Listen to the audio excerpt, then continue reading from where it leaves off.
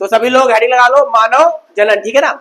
अब देखो अगर हम मानव जनन को देखें तो मानव जनन में तो भी मानव क्या है, मानव एक द्विलिंगी प्राणी, सॉरी एक लिंगी प्राणी है। क्या है, एक लिंगी प्राणी है जिसमें नर और मादा जननांग अलग अलग होते हैं। एक लिंगी का मतलब क्या होता है, नर और मादा जननांग अलग होते हैं, इसलिए मानव में नर जनन तंत्र पाया जाता है, नर जनन तंत्र, और दूसरा मादा जनन तंत्र, मादा जनन तंत्र, ठीक है। इसको हम लोग बोलते हैं male reproductive system, male reproductive system, और इसको बोलते हैं फीमेल रिप्रोडक्टिव सिस्टम, ठीक है। ठीक, दोनों में अलग अलग अंग होते हैं, दोनों में क्या होते हैं, अलग अलग अंग। जैसे अगर नर जनन तंत्र की बात करें तो उसमें एक जोड़ी वृषण, ठीक है, और उसके बाद शुक्रवाहिनी, शुक्राशय, प्रोस्टेट ग्रंथि, बल्बोयुरेथ्रल ग्रंथि। उसी तरीके से अगर हम मादा जनन तंत्र की बात करें तो मादा जनन तंत्र में क्या आता है, गर्भाशय, ठीक, उसके बाद फैलोपियन ट्यूब, अंडाशय, योनि, ये सब चीजें आती हैं, ठीक। तो सबसे पहले हम लोग पढ़ना स्टार्ट करेंगे मादा जनन तंत्र, क्योंकि ये छोटा है, जल्दी खत्म हो जाएगा, ठीक। तो हम लोग पढ़ेंगे मादा जनन तंत्र। हेडिंग लगाओ आप लोग, मानव जनन तंत्र में साइड में हेडिंग लगाना मादा जनन तंत्र, ठीक है, मादा जनन तंत्र। और बहुत ज्यादा सीरियस होके ना बैठो, तो यार वीडियो हम बना रहे हैं, तुम नहीं बना रही हो। मादा जनन तंत्र, अंडाशय, अंडाशय को इंग्लिश बोलते हैं ओवरी, ठीक। उसके बाद यहां से लेकर यहां तक जो आप देख पा रहे हो ये होती है फैलोपियन ट्यूब। इसको हिंदी में बोलते हैं अंडवाहिनी या डिंबवाहिनी, ठीक है ना, अंडवाहिनी या डिंबवाहिनी, और इंग्लिश में बोलते हैं फैलोपियन ट्यूब। अब इसके तीन भाग होते हैं। ये जो सबसे कीट के आकार का भाग है इसको हम लोग बोलते हैं इनफंडीबुलम। क्या बोलते हैं, इनफंडीबुलम। बहुत आसान है, आराम से याद हो जाएगा, ठीक। इनफंडीबुलम के ऊपर एम्पुला, ये वाला भाग क्या होता है, एम्पुला, और इसके ऊपर वाला भाग होता है इस्थमस, इस्थमस, ठीक है, क्या होता है। और ये तीनों मिलकर ही बनाते हैं क्या, फैलोपियन ट्यूब। क्या बनाते हैं, यानी अंडवाहिनी या डिंबवाहिनी, फैलोपियन ट्यूब, फैलोपियन ट्यूब, ठीक। तो हमने क्या पढ़ा, हमने अंडाशय पढ़ा और फैलोपियन ट्यूब पढ़ा। उसके बाद ये मध्य में है, मध्य में इसको बोलते हैं गर्भाशय। क्या बोलते हैं, गर्भाशय। ये क्या है, ये गर्भाशय है, गर्भाशय। और इसकी तीन लेयर होती है, हाँ, इसकी तीन लेयर होती है। सबसे बाहर वाली लेयर क्या होती है, जो सबसे बाहर है, सबसे बाहर वाली लेयर क्या होती है, इसको हम लोग बोलते हैं पेरीमाइट्रियम। क्या बोलते हैं, पेरीमाइट्रियम, ठीक है। फिर मध्य में खाली स्थान है तो मध्य वाली लेयर मीजोमाइट्रियम। क्या होती है, मीजोमाइट्रियम। और सबसे अंदर वाली देखो, सबसे अंदर वाली, सबसे अंदर वाली जो है इसको बोलते हैं एंडोमाइट्रियम। क्या बोलते हैं, अच्छा एक चीज देखिए, अंदर वाली थोड़ी खड़बड़ खड़बड़ है, उबड़ खाबड़ है ना, एकदम सीधी नहीं है, टेढ़ी मेढ़ी ऐसे ऐसे, ठीक है ना। ये क्यों है, क्योंकि बेटा ये क्या होती है, यही जो लेयर है ये हर मासिक चक्र में बदलती रहती है। जब फीमेल में मासिक चक्र आता है तो मासिक चक्र में क्या होता है, रुधिर स्राव होता है, और रुधिर स्राव के द्वारा इसकी कुछ भाग, एंडोमेट्रियम का कुछ भाग रुधिर के साथ क्या होता है, बाहर आ जाता है। इसीलिए हर मासिक चक्र में ये बदलती रहती है, ठीक। तो सबसे बाहर वाली पेरीमाइट्रियम, मध्य वाली मीजोमाइट्रियम, अंदर वाली एंडोमाइट्रियम, ठीक है ना। चलो तो अब लिखते हैं फटाफट मादा जनन तंत्र के बारे में, लिखो, हेडिंग लगाओ, चित्र के लिए जगह छोड़ देना। सबसे पहले देखो अब ये सिचुएटेड कहाँ है, तो मादा जनन तंत्र जो है उदर गुहा में होता है। जैसे नर जनन तंत्र उदर गुहा के बाहर होता है, मादा जनन तंत्र उदर गुहा के अंदर होता है, ठीक है ना। लिखो, देखो मादा जनन तंत्र, मादा जनन तंत्र उदर गुहा में स्थित होता है, उदर गुहा में स्थित होता है, उदर गुहा में स्थित होता है। इसमें इसमें एक जोड़ी अंडाशय, एक जोड़ी अंडाशय फैलोपियन ट्यूब, फैलोपियन ट्यूब व गर्भाशय, गर्भाशय सम्मिलित होता है, सम्मिलित होता है। ठीक है, सम्मिलित होता है।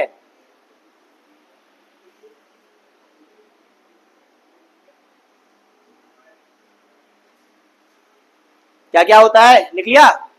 दो क्या क्या होता है? मादा जनन तंत्र कहां पर स्थित होता है? एक तो उदर गुहा में स्थित होता है। कहां स्थित होता है? उदर गुहा में।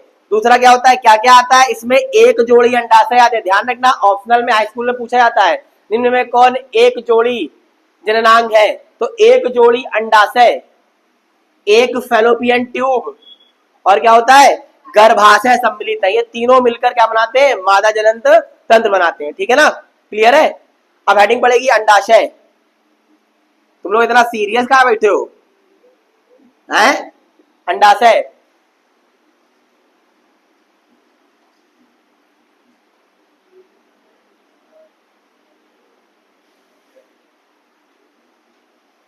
अब देखो अंडाशय क्या होता है। ये अंडाशय क्या है? ये अंडाशय है, और ये मादा का प्राथमिक लैंगिक अंग है। क्या है? देखो, यह मादा का, यह मादा का प्राथमिक, प्राथमिक लैंगिक अंग होता है, प्राथमिक लैंगिक अंग होता है,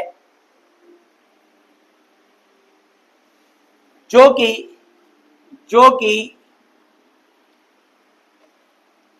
मादा युग्मक, मादा युग्मक, मादा युग्मक क्या होती है? रचना बताओ, मादा युग्मक क्या होते हैं?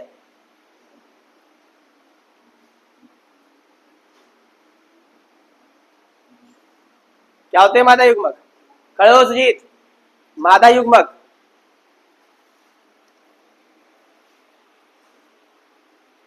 बताओ। तिवारी, मादा युग्मक है? अंडाशय मादा युग्मक होते हैं।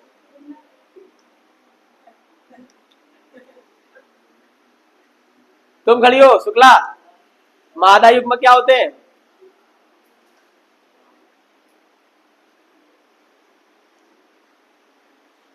फटाफट आप लोग कमेंट करके बताएं मादा युग्मक क्या होते हैं। मादा युग्मक होते हैं अंडाणु। क्या होते हैं? अंडाणु। तो मादा युग्मक अंडाणु उत्सर्जित करते हैं। क्या करते हैं? अंडाणु उत्सर्जित करते हैं। भैया बेटा कब से पढ़ा रहे हैं कि नर युग्मक शुक्राणु, मादा युग्मक अंडाणु। दो शुक्राणु भी अगुणित, अंडाणु भी अगुणित। जब दोनों मिलते हैं तो युग्मनज का निर्माण होता है और वो द्विगुणित होता है। वो क्या होता है? युग्मकों के मिलने से युग्मनज बनता है, जो क्या होता है? द्विगुणित होता है। ठीक, तो अंडाणु उत्सर्जित करते हैं। प्रत्येक अंडाशय, प्रत्येक अंडाशय, प्रत्येक अंडाशय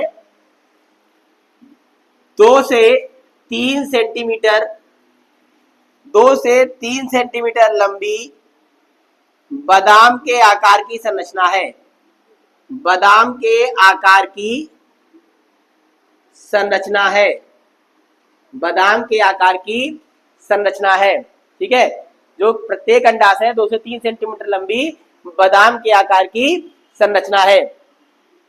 ठीक है, बादाम के आकार की संरचना है। ठीक, ओके, नोट कर लिया? चलो, अब इसके बाद हम लोग पढ़ेंगे फैलोपियन ट्यूब। क्या पढ़ेंगे? Fallopian tube. तो हेड डालो फैलोपियन ट्यूब, फैलोपियन ट्यूब। ऊपर इरेज कर दे, ऊपर इरेज कर दे। अरे हाँ ना बोलो, तुम लोग तो ऐसे साथ बैठो जैसे। इसका मतलब ये थोड़ी ना कि मुंह बंद करके बैठो। Fallopian tube, fallopian tube. ठीक,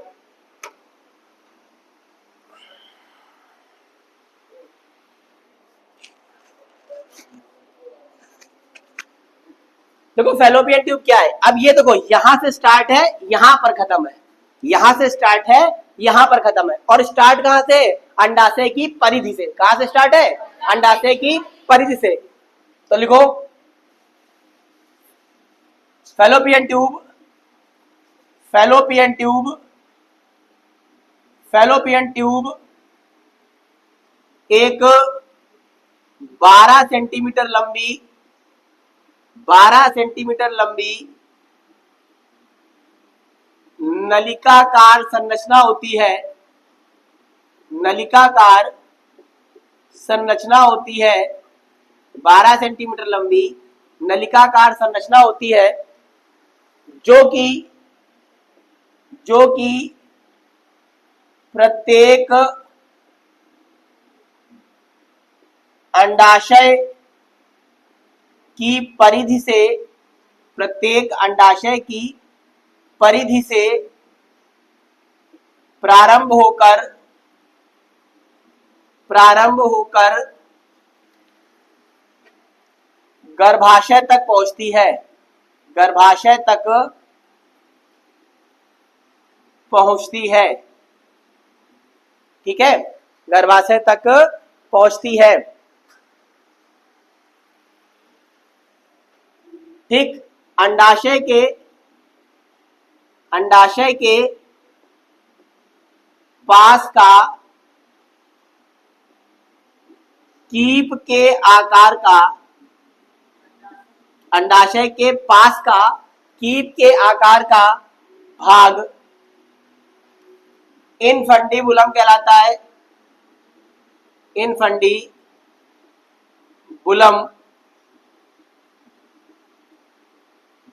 कहलाता है। ठीक है, देखो बेटा नोट कर लो, पहले नोट कर लो।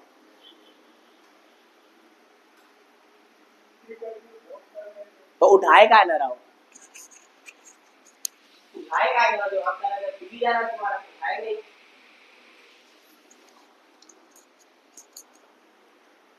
देखो क्या बता रहे थे, अंडाशय के पास का कीप के आकार का, देखो यहां पर ये ऐसे ऐसे बना हुआ है, ऐसे ऐसे बना हुआ है ना, कीप ऐसा बना हुआ है, ये देखो है ना, कीप के आकार के भाग को हम लोग क्या कहते हैं, इनफंडीबुलम कहते हैं। क्या कहते हैं, ठीक है, देखो इसके किनारों पर, इसके किनारों पर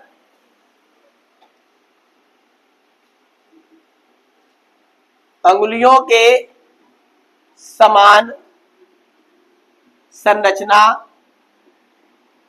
संरचना पाई जाती है, जिसे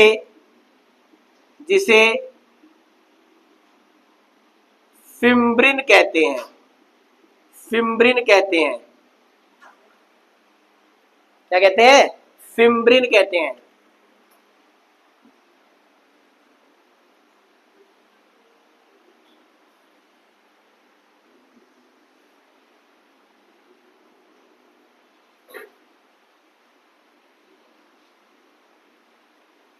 देखो इधर चित्र में ये आप देख रहे हो, ये उंगलियों के समान संरचना है, ये दोनों तरफ है ना। एक्चुअली होता क्या है, जो हमारा फीमेल रिप्रोडक्टिव सिस्टम है इस तरीके से होता है, ऐसे।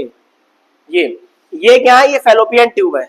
ये क्या है, ये फैलोपियन ट्यूब है। ये क्या है, ये गर्भाशय है। और ये जो उंगलियों के समान संरचनाएं हैं इनको हम फिम्ब्रिन कहते हैं। इनका काम क्या होता है, मासिक चक्र के 14वें दिन पर क्या होता है, मासिक चक्र के 14वें दिन पर होता है अंडोत्सर्ग। क्या होता है, और इस अंडे से इस अंडाशय से एक परिपक्व अंडा बाहर निकलता है। उस परिपक्व अंडे को ये कैप्चर कर लेती है, पकड़ लेती है। क्या करती है, पकड़ लेती है, और पकड़ने के बाद आगे की ओर खिसकाती है।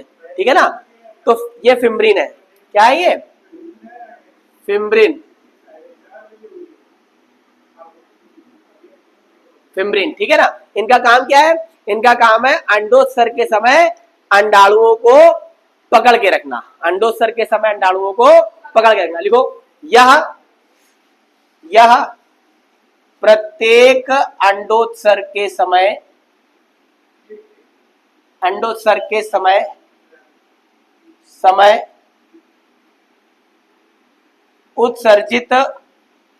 उत्सर्जित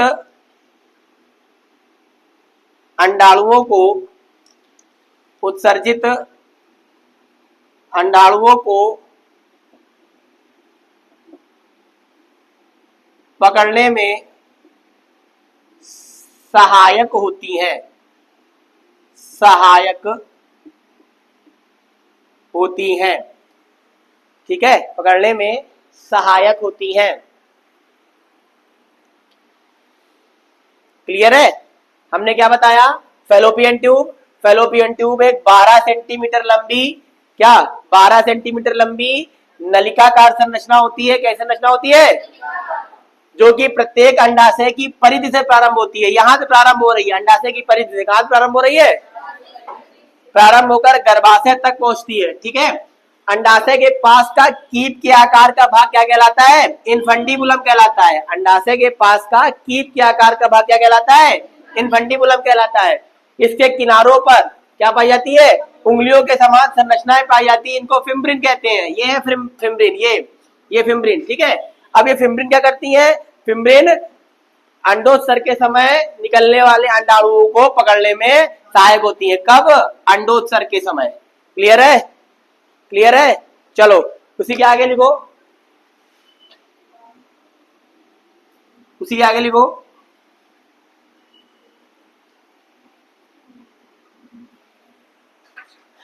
इनफंडिबुलम, अरे गलत हो गया। देखो इनफंडिबुलम, इनफंडिबुलम के इनफंडिबुलम एक चौड़े भाग में खुलता है, चौड़े भाग में खुलता है, खुलता है, जिसे जिसे एम्पुला कहते हैं। और यहीं पर जिसे एम्पुला कहते हैं, एम्पुला, और यहीं पर निषेचन संपन्न होता है, संपन्न होता है, और यहीं पर निषेचन संपन्न होता है। यहीं पर निषेचन क्या होता है? संपन्न होता है।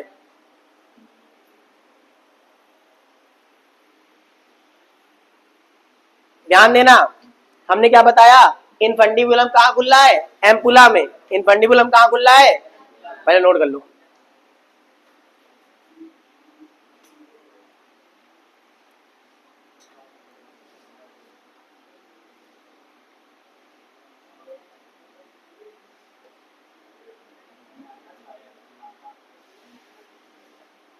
काहे के मारे? अच्छा, अभी वो बना रहे हैं ना, फीमेल रिप्रोडक्टिव सिस्टम पढ़ा रहे हैं, सन्नाटा छाया है। कल जब मेल रिप्रोडक्टिव पढ़ाएंगे तब देखना क्लास में आनंद ही आनंद होगा। चलो इधर देखो, ये देखो, ये एम्पुला है। क्या है ये? एम्पुला।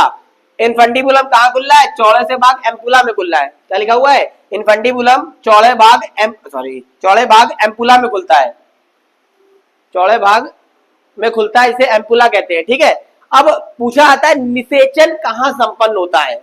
निषेचन कहाँ संपन्न होता है? निषेचन क्या होता है? निषेचन क्या होता है? नर और मादा युग्मकों के संयुग्मन को निषेचन कहते हैं। मतलब इस पे मत जाओ, मिला रहे हैं। नर और मादा युग्मकों के संयुग्मन को निषेचन कहते हैं। यानी इस तरीके से यहां से स्पर्म आए, ऐसे स्पर्म आए इस तरीके से, और यहां से अंडोत्सर्ग के समय एक परिपक्व अंडा यहां पर आ गया। ठीक है, यहां पर आ गया। अब यहां पर जाके क्या हुआ? शुक्राणु और अंडाणु आपस में मिल गए। जैसे ही शुक्राणु और अंडाणु आपस में मिले, चमत्कार हुआ। क्या हुआ? चमत्कार हुआ, यानी निषेचन हुआ। और निषेचन के बाद क्या हुआ? युग्मनज का निर्माण हो गया, यानी एम्पुला कहते हैं। और एम्पुला में ही निषेचन क्या होता है? संपन्न होता है। एम्पुला में क्या होता है? निषेचन संपन्न होता है। क्लियर है? क्लियर है? चलो अगला डालो, लास्ट है स्थमस। क्या है? स्थमस। ठीक है, कुछ नहीं लिखना है। एम्पुला, एम्पुला एक सकरे भाग में खुलता है, एक सकरे भाग में खुलता है, जिसे जिसे क्या कहते हैं, इस्थमस कहते हैं, जिसे इस्थमस कहते हैं, इस्थमस कहते हैं।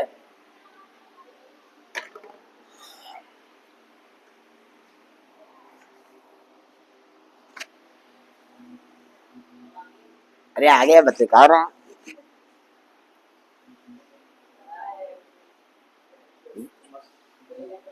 नहीं। चलो भाई लिख लिया, इरेज करे।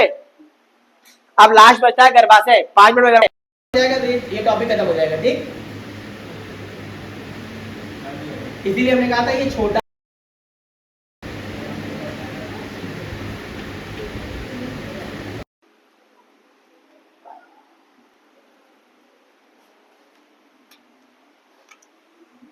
हेड लगाओ गर्भाशय। हाँ गर्भाशय, यूट्रस। अब एक्चुअली गर्भाशय को क्या बोलते हैं, वॉम्ब। क्या बोलते हैं, वॉम्ब, यानी बच्चेदानी। इसको क्या बोलते हैं, बच्चेदानी कहते हैं, वॉम्ब, WOMB। क्या बोलते हैं, वॉम्ब। और कैसा इसका स्ट्रक्चर होता है, इसकी जो संरचना होती है, इन्वर्टेड पियर शेप। पियर माने होता है नाशपाती, इन्वर्टेड माने उल्टी, यानी उल्टी रखी नाशपाती के आकार की इसकी संरचना होती है।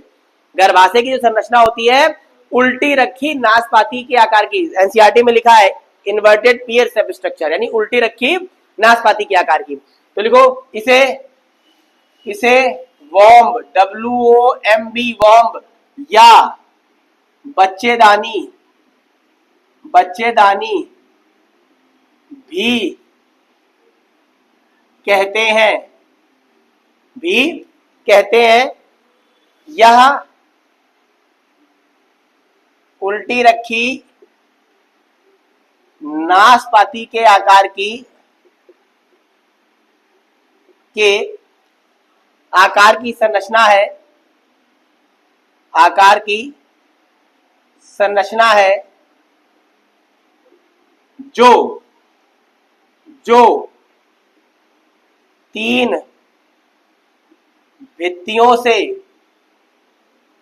मिलकर, जो 3 भित्तियों से मिलकर बनती है, जो 3 भित्तियों से मिलकर बनती है। सबसे सबसे बाहर वाली भित्ति, सबसे बाहर वाली भित्ति, सबसे बाहर वाली भित्ति पेरीमाइट्रियम, पेरीमाइट्रियम। मध्य वाली, मध्य वाली मीजोमाइट्रियम, मीजोमाइट्रियम। और अंताभित्ति, अंताभित्ति, अंताभित्ति एंडोमाइट्रियम कहलाती है, एंडोमाइट्रियम कहलाती है, एंडोमाइट्रियम कहलाती है, एंडोमाइट्रियम कहलाती है। ठीक है, क्या अंताभित्ति एंडोमाइट्रियम, ये एंडोमाइट्रियम कहलाती है, ये एंडोमाइट्रियम कहलाती है। नोट हो गया, हो गया। अब देखो एक चीज लास्ट हमने यहां पर आप लोगों को बताई नहीं थी, ये वाले भाग को बोलते हैं सर्विक्स। क्या बोलते हैं, सर्विक्स। और सर्विक्स के बाद होती है योनि। क्या होती है, अब सर्विक्स क्या होती है, सर्विक्स एक पतली नलिकाकार संरचना होती है जो गर्भाशय को योनि यानी वेजाइना से जोड़ती है। सर्विक्स और वेजाइना आपस में मिलकर बनती है बर्थ कैनाल।